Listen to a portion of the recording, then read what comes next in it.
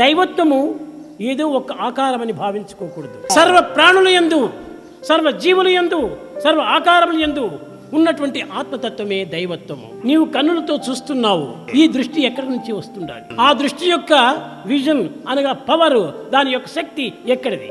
ఇదంతా కూడాను దైవం యొక్క శక్తియే. చూచున్నది, విన్నది, కన్నది, అనుభవించినది, ఆనందించినది, అందించినది, అనుభవించినది అంతా కూడాను దైవత్వమే. దైవం ఒక్క ఆకారం నందు మాత్రమే కాదు, సర్వ ఆకారం యొక్క అంతర్భూతమైనటువంటి వాడే భగవంతుడు, ఆత్మస్వరూపుడు. అతనికి నీకు తోచినటువంటి యొక్క పేర్లు పెట్టుకుంటున్నావు. ఇది నీ యొక్క ఇమాజినేషన్, నీ యొక్క భ్రాంతి, భ్రమనే. కనుక మనము చేసేది, చూచేది, అనుభవించేది, ఆనందించేది అంతా కూడాను దైవత్వంగానే విశ్వసించాలి. హ్యాబిట్స్.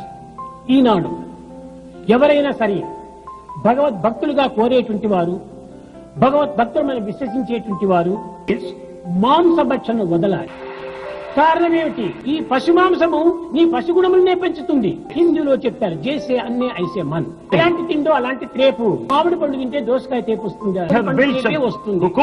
కనుక మేము ఈ దుర్మార్గమైనటువంటి గుణంతో కూడినటువంటి క్రూర మృగముల యొక్క మాంసములను భుజించటం చేత మనలో కూడా ఆ క్రూరత్వం అభివృద్ధి అవుతుండాలి. ఇది ఒక్కటే కాదు, కానీ పంచభూతములతో మనకు కనిపించి శబ్ద స్పర్శ రూప రసగంధాలతో జీవించేటువంటి యొక్క ప్రాణం తీయటము ఎంత పాపము.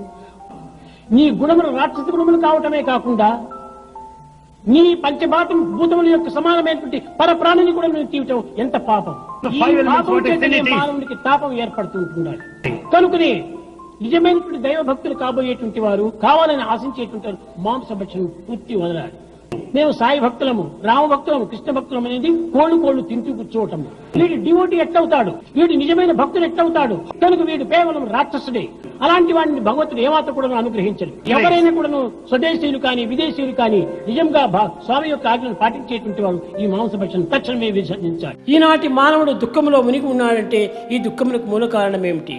నిజంగా చూస్తే మానవునికి దుఃఖమే లేదు. ఎక్కడి నుంచి వచ్చింది ఈ దుఃఖము?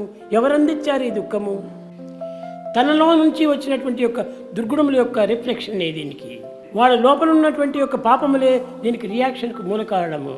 వారి ఎందున్నటువంటి యొక్క దుర్భావముల యొక్క రియాక్షన్నే నిజమైనటువంటి యొక్క మానవులకు ఆదర్శవంతమైనది కాకుండా దుర్బోధనలుగానే రూపొందుతున్నాయి.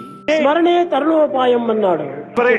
హరేర్నామ హరేర్నామ హరేర్నామవి కేవలం కలవు నాస్త్యవ గతిరన్యథ అన్నాడు. మనం ఎంతైనా పని చేయొచ్చు. అంటే ఒక కాలము, ఒక స్థానము తీసుకోవాలి.